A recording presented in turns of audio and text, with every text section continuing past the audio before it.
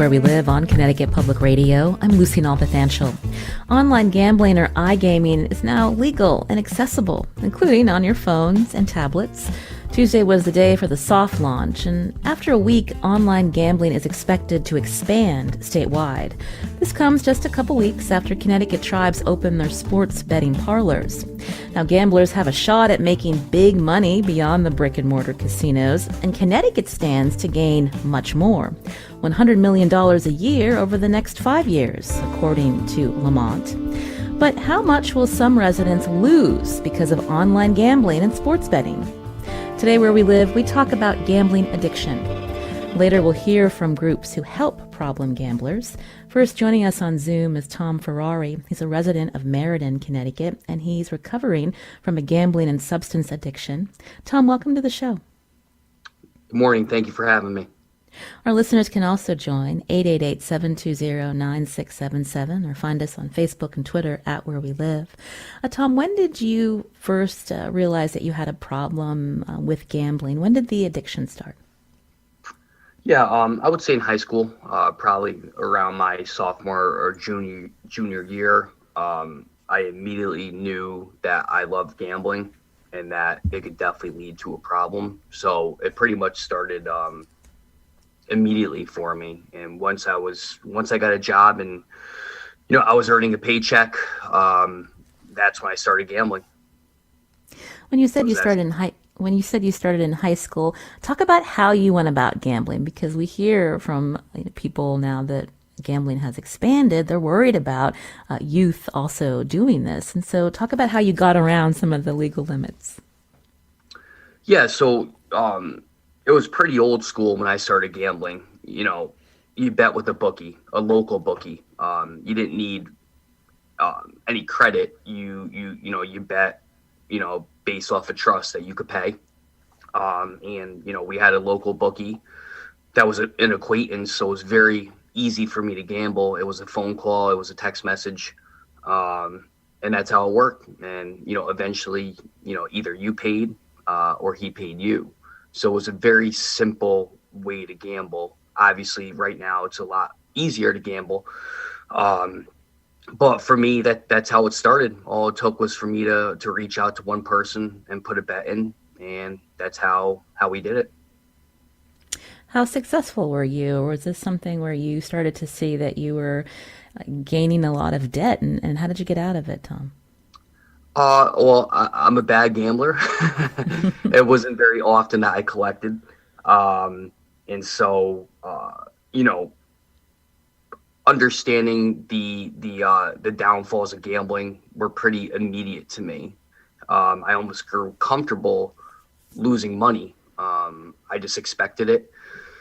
I always had this illusion that eventually I would win, and I'd win a lot, and I'd be satisfied with winning and walk away. But that was kind of a pipe dream.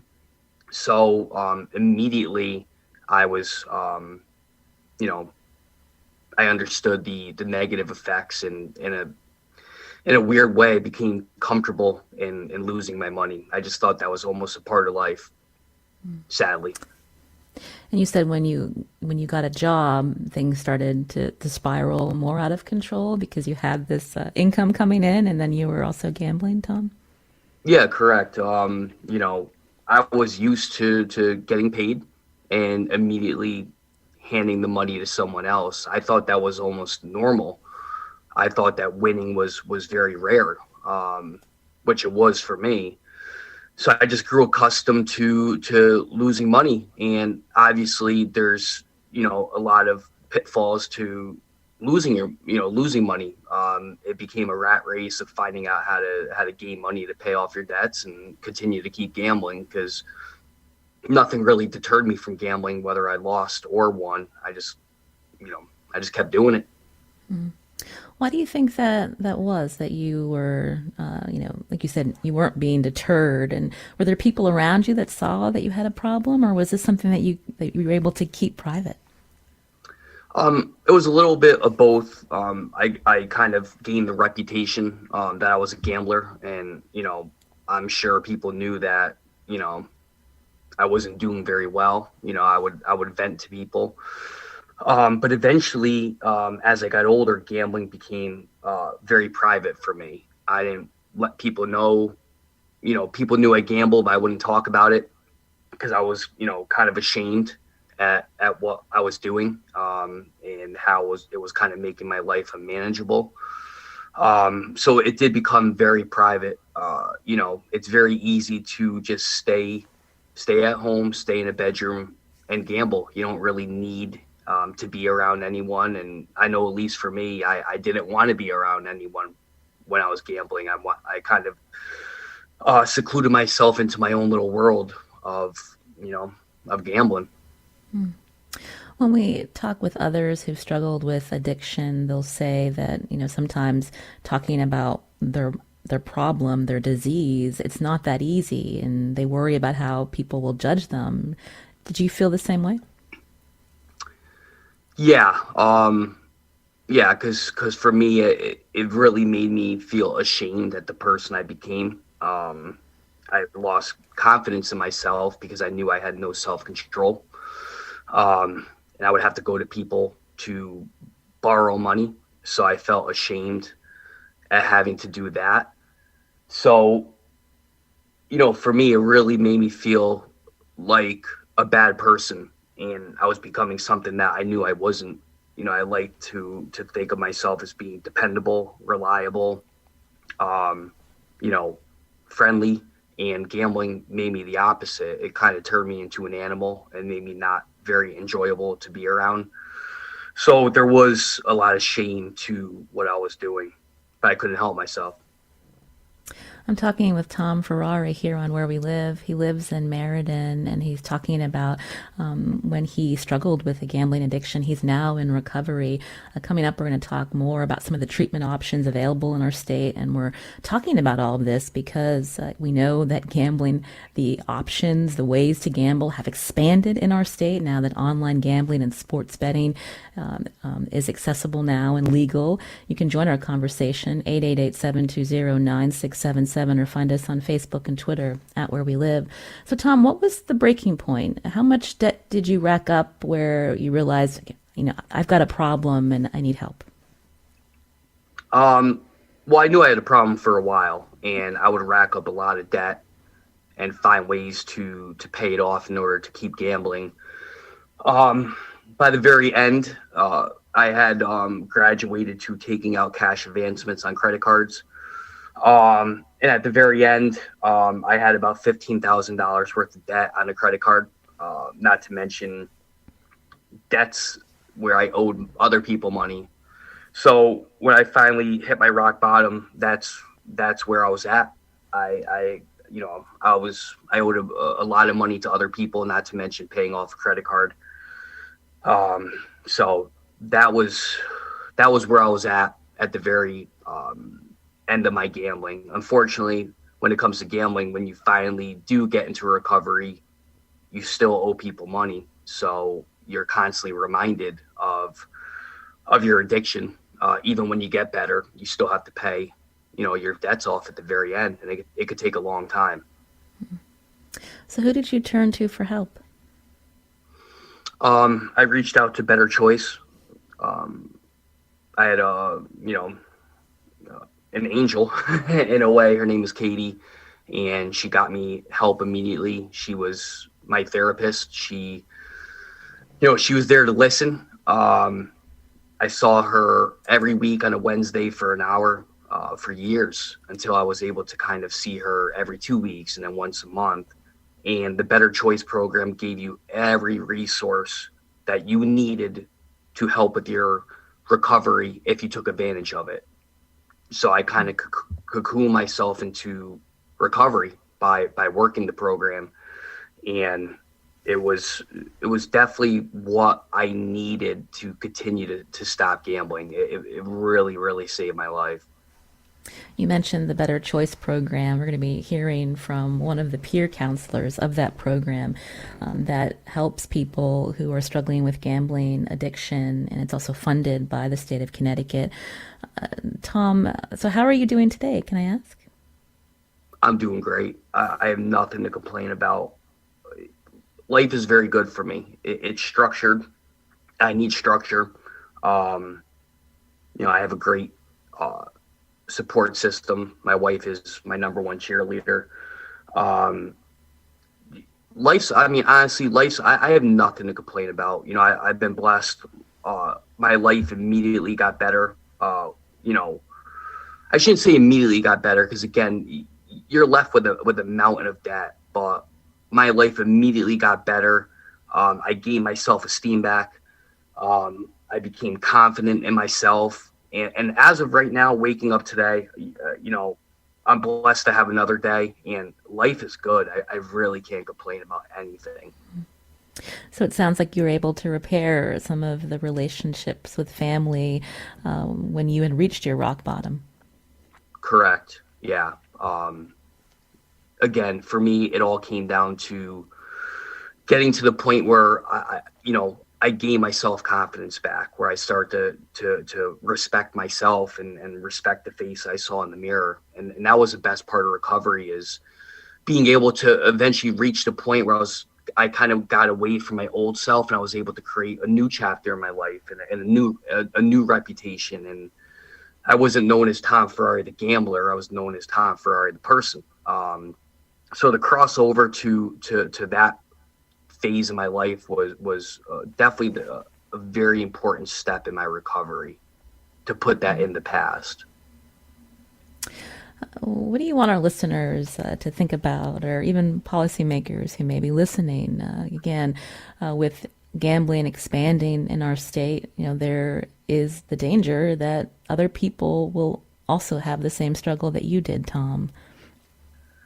Yeah, with the legalization of gambling, I've always said to people, there's nothing wrong with you gambling if you're able to, to not get yourself in trouble. If you could gamble, I guess, quote unquote, responsibly, there's nothing wrong with gambling. But there's a lot of people like me out there where the legalization of gambling is so dangerous.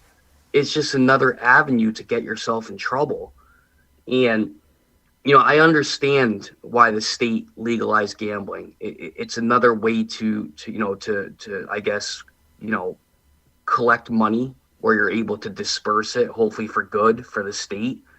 But it's so dangerous for someone like me in recovery, or other people who are currently gambling and they're getting themselves into trouble.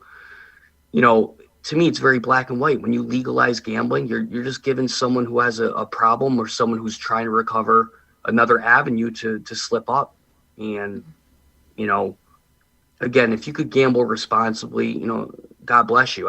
But that's not me. I was never able to do that. So this is going to be an issue for people who are struggling right now, or people who are trying to stay clean. It's not a good thing. It's not. For anyone who can't gamble responsibly, this is not a good thing. You're hearing Meriden resident Tom Ferrari, my guest today, as we talk about problem gambling now that there are more options to gamble in our state. Tom's going to stay with us as we continue this conversation after the break. You can join us too, 888-720-9677. That's 888-720-WNPR, or share a comment on our Facebook page, or find us on Twitter @WhereWeLive. This programming note, Connecticut Public Radio reporter Frankie Graziano will look at changes in sports betting and gambling in our state in a special documentary, Cutline, The Big Gamble. That's next Thursday, October 21st at 8 p.m. on CPTV.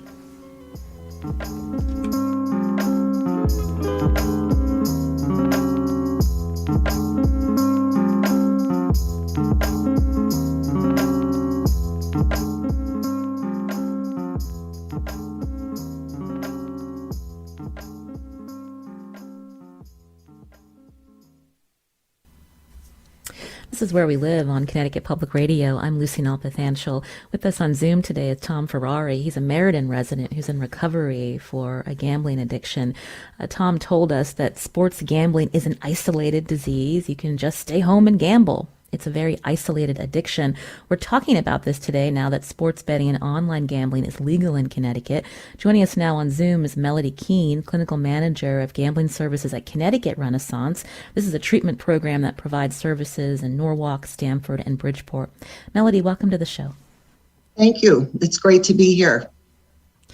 We heard Tom describe for us when he started gambling. It was when he was in high school. And so is this typical for the people that you're helping, Melodie? I actually treat people of all ages. But yes, there's been an influx of younger people. I think some of that is attributed to COVID, the pandemic, and people sort of, or kids particularly, being bored, not much to do, access to their phones or tablets, computers.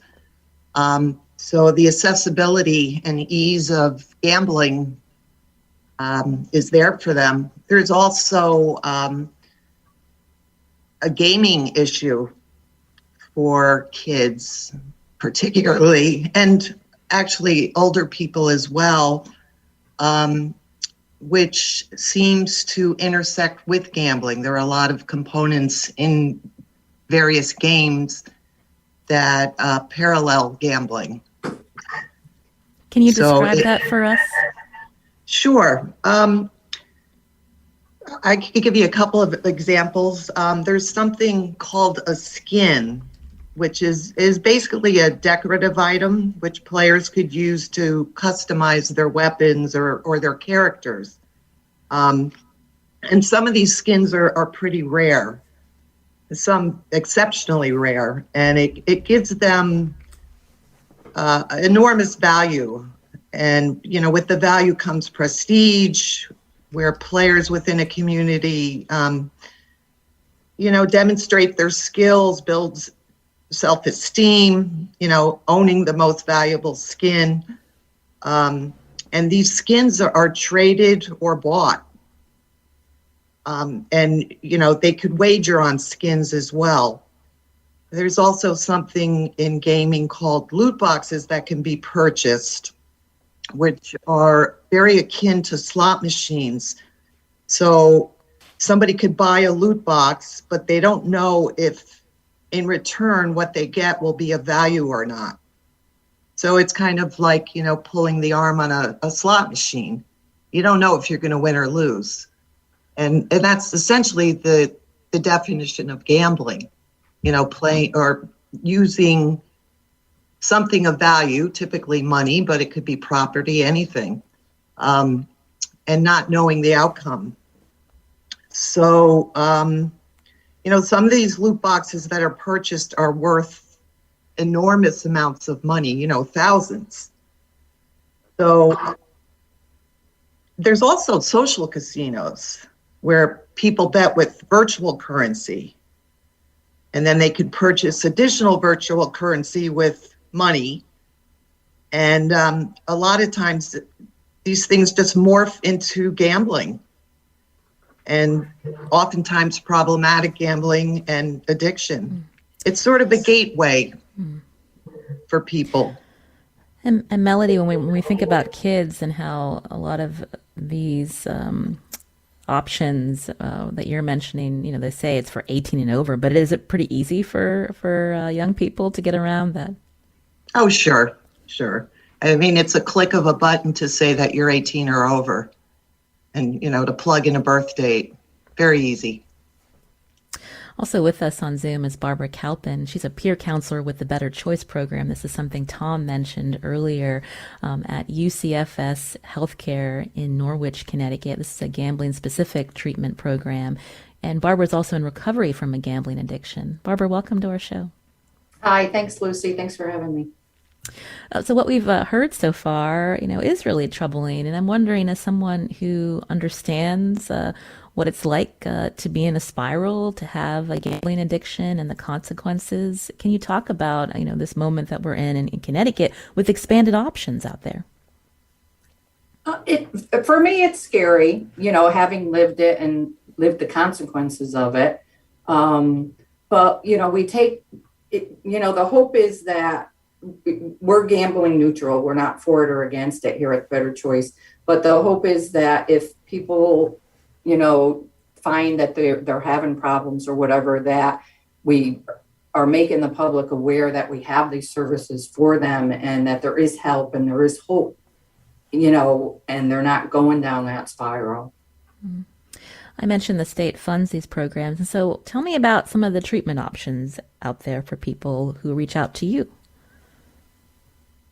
For us, we have treatment may include individual treatment, group treatment, marital and family therapy. As a peer counselor, I'm able to give them the support and advocacy. And, depending on the person and what they need, I can, steer them to and get them the help they need, whether it's financial, sometimes legal, sometimes housing, whatever their consequences of their gambling may be. I had asked Tom earlier to talk about, his breaking point. What was it for you? How did you know that either you needed help or that there were consequences to some of what you were doing? My breaking point, I was a gambler sort of like Tom all my life.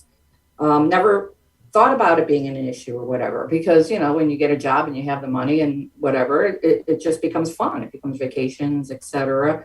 And it got, for me, not until my 40s, I found myself gambling more. And, it's that perfect storm for a lot of people of life circumstances, things, the external factors that are going on in their lives that sometimes become too much for them. And then they go to the gambling as the escape. It's the fun thing for them to do to forget all their other problems, which was my case. And it got to where a couple of years, starting like 2007, where I started gambling out of control to solve all my other problems. Mine, took me on a bad spiral where it became into legal actions, and I suffered all those consequences. At that point, I had called, just broke down and, saw the CCPG hotline, called the 1-800 hotline number, and they connected me with the Better Choice program. And just like Tom, to me, the Better Choice program was my savior. I don't know if I would be here today if it wasn't for them stepping in, taking over, giving me all the support I needed to get through this. And so you mentioned that, your breaking point led you into the legal system, and there's now consequences that that you're living through now. But when people hear your story, I mean, oftentimes, they've already gotten to their breaking point. And so just giving them a message that, they can recover from this. This does not mean this is the end of your life when you've got all these stressors on you now, this debt, broken relationships, legal trouble. Correct. Absolutely. That's the hope. That's, as a peer counselor, we provide that lived experience to the people we help. And hopefully my goal is to show them that there's hope. You can get through this. It's not an easy road, of course, and it doesn't instantly go away. You're constantly living with it, but there is hope. You can get on and be happy again and have a future. Melodie, I wanted to go back to you because when we think about, again, the state expanding gambling, but, supposedly there are ways that individuals can self-exclude. What's the process? And again, is that putting the onus on the individual versus, the government that expands and allows these programs to happen because, they're reaping the benefits, the, high revenue, and, they talk a lot about jobs in our state, but the human consequences to this. Yeah, there is what they call a self-exclusion process for our two casinos, which, by the way, are the largest in the world, and it is a process. It's not that easy, but where someone can basically ban themselves from one or both of the casinos. So if they ban themselves from Mohegan, for example, they could still go to Foxwoods unless they self-exclude from there as well. At Mohegan, you could self-exclude for 1 year or 5 years. And at Foxwoods, they have an option of 5 years or permanently. That's actually changed. There used to be, I believe, a 3-year option. Um, so that, that's one way where a consumer can protect themselves. But again, they have to initiate that. A dealer or a machine, a slot machine's not going to tell someone, you've been playing for 10 hours, maybe it's time to take a break. Or, you've lost this amount of money, maybe it's time to go home. Money in the casinos is readily accessible. There's machines to take out money, ATM machines. There are people in the casino, that work at the casino where you could take money out, just write a check. So I think it's really important, especially with the advent of the sports and online gambling, that there are more protective measures. I think it's very important, as Tom alluded to. Barbara, I wanted to get your take. Should casinos be doing more to address this? As Melodie mentioned, if you're at a bar and you've had too much, often they'll cut you off, but that doesn't happen at a casino. Well, I think they're trying, and that's the benefit. And the more we are able to make them aware that, of the problem gamblers and give them the support they need, I believe that will help everybody, and it will, the casinos will expand on that. The whole idea is to make them aware that there are services out there for people that have the problem. I wanted to mention we reached out to both tribes to ask them about the current measures to help prevent problem gambling. We heard back from Mashantucket Pequot Tribal Chair Rodney Butler, who said a safe and responsible gaming experience is a top priority at Foxwoods. And in addition to working with the Connecticut Council on Problem Gambling alongside DraftKings, they're committing millions of dollars to promote safer play initiatives, and they're leveraging technology, employee training, and evidence-based research to enhance these efforts. Tom Ferrari is still with us. Tom, what do you think about that? I'm actually interested in that because I'm curious to know how they could monitor this and prevent people from, I guess, gambling more than they have, or if they can notice, patterns with an individual who's gambling too much. I'm also interested to know how the casino is doing that. I imagine if you bet through DraftKings, you can't bet on credit. I shouldn't say that. I don't know. And I really hope that they're investing in helping to prevent someone from spiraling out of control. But I'm just curious to know how they are going to do that. I wish that there was people or resources that were there to help me from doing that. But anything that they're investing to help people get themselves in trouble, I'm all for. Barbara Kalpin, again, peer counselor at the Better Choice program. For people who want to learn more about these programs, what's the best way to find it? If you go to the DMIS, Problem Gambling Services at the State of Connecticut website, they have a great website that gives all info, and it gives all our Better Choice regions, because we're throughout the state of Connecticut. We have the 5 regions. If you know where down here at UCFS, they can go right onto our website and find out about it. The hotline is all over the 1-888-789-7777 hotline number is all over the place. So even if people just want to know where can I get services, or I think I might have a problem, call that hotline number, because they will refer you to whatever you need. And we'll be sure to send out some links on our social media at Where We Live to that website, and also share that hotline. Barbara Kalpin, thank you for your time.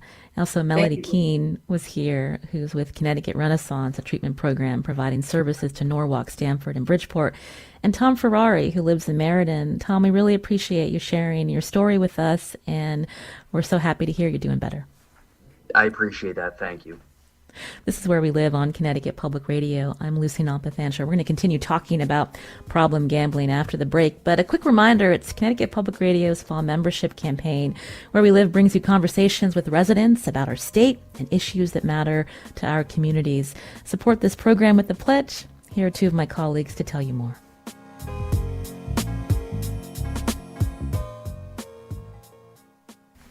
This is Where We Live on Connecticut Public Radio. I'm Lucy Nalpathanchel. We've been talking about problem gambling in the context that gambling options have expanded in Connecticut with sports betting and online gambling now available. Again, it launched a soft launch and it'll be expanded online gambling statewide soon. Joining us now on Zoom is Diana Goode. She's Executive Director of the Connecticut Council on Problem Gambling. Diana, welcome to the show. Thank you. Thanks for having me on today. So, the train has left the station, right? We know that sports betting and online gambling is here. And I'm just wondering if you can talk about, what are some of your concerns are with these expanded options and some of the measures that are in place or should be taken to help people before they have, lifetime consequences related to gambling addiction. Absolutely. And I just want to start by saying the Connecticut Council isn't for or against gambling. We are not the fun police. We aren't here to tell people how to spend their disposable income. We just want to make sure as gambling becomes easier and more accessible that there are safeguards in place. Lots of people gamble and it's fun. We aren't worried about those people. We're worried about the people who gamble and it's not fun. So as gambling becomes easier, we want to make sure that there's funding in place, both for the Connecticut Council Helpline and for programs like Better Choice, because you can hear both from Tom and Barbara how much Better Choice really makes a difference for people. I know, Diana, that you've been at this post for a while. Why not take a harder stance on this when we know that, I guess I mentioned, when we hear stories from Tom and Barbara that, for people that have an addictive personality, this is like the worst case scenario to have these options out there. And it really isn't a fair fight for us. We are not qualified to go up against the casinos or the lottery or sports tech. We have an office of 3 people, budget of less than $1 million. So it's not a fair fight is the reason we take the stance that we take. We also rely on the operators to work with us. And if we took a harder stance, I think they would be more reluctant to work with us. One of the things that we just did over the last year and a half is come up with a responsible gambling logo that really highlights our helpline number. And at first I thought, well, we should hire an outside advertising agency that will help us do this. And then I realized some of the best marketing people work at the casinos and sports tech and the lottery. So I thought, why don't we all get together? We don't have any explaining to do about what the messaging is, and we can come up with a logo that really highlights the fact that there is a helpline in Connecticut. So we did that. And again, if we'd had a harder stance, we wouldn't have been able to bring all those people together, not just to develop this logo, but now to market this logo.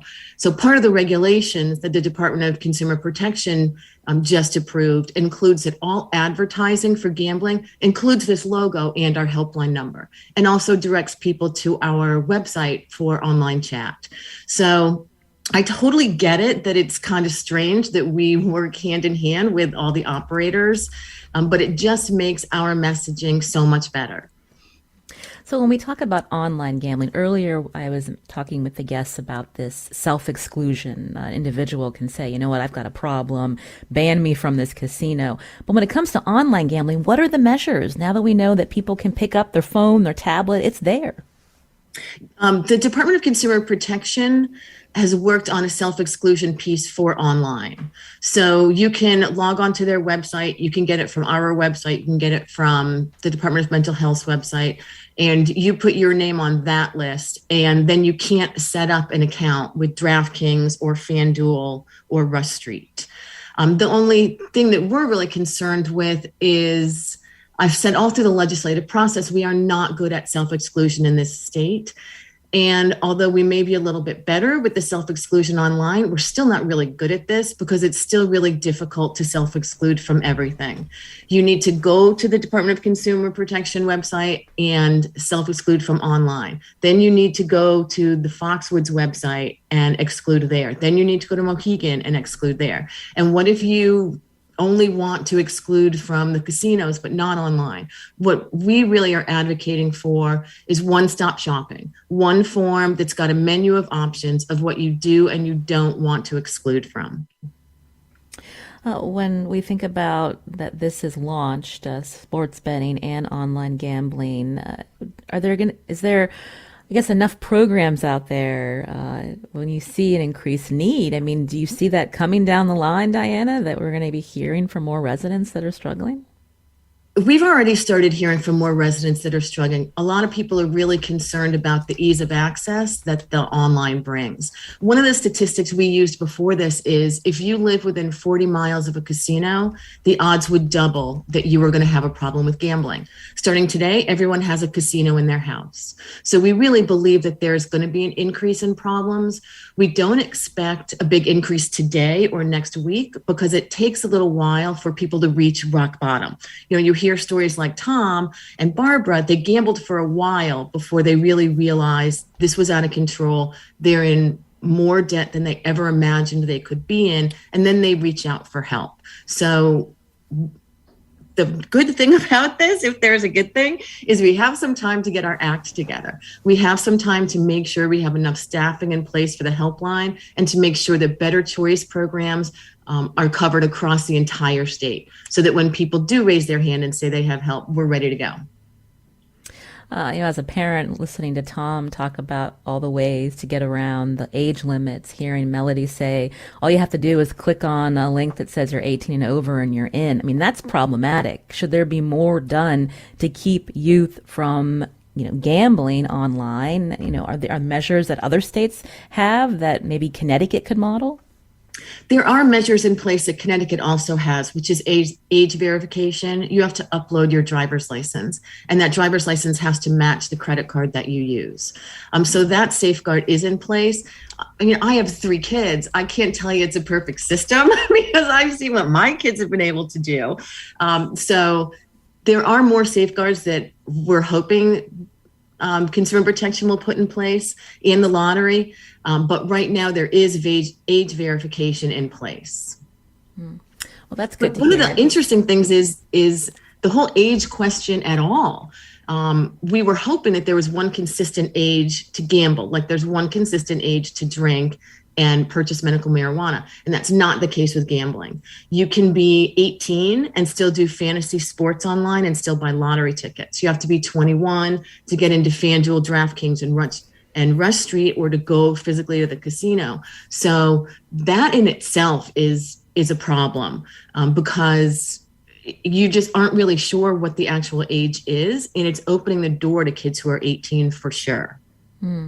So you mentioned your group is neutral, but is this something that you'd like to see lawmakers maybe address down the line? Should it be 21, not 18? Or is this because you're now the state's now partnering with these commercial businesses that this is how it's done? We advocated all through the process to have a consistent age of 21, but we didn't get that. We're going to keep trying, absolutely. And as difficult as all of this is for problem gamblers and for people who may have a problem gambling, I think the legislators really took us very seriously this year. A lot of them reached out to us in a way they didn't reach out to us 3 years ago. Are there programs that other states may have to reach young people? I remember in high school way back when, there was the DARE program and making sure that it's important to not drink while, drive while you're drinking and intoxicated, but really helping children realize that, there are some big consequences here and to not get into this before it's too late. That's definitely something we've been working on the last 3 years. I started the council about 3.5 years ago, and I thought the Connecticut Council on Problem Gambling was the best kept secret in the state, which is not how you want to run your nonprofit. So one of the things we've been working on is being a question on the survey. So many students have all of these surveys about risky behavior, drugs, alcohol, sex, guns, and we wanted to be on that survey. And we've worked really hard to be on that survey, which we're really proud of.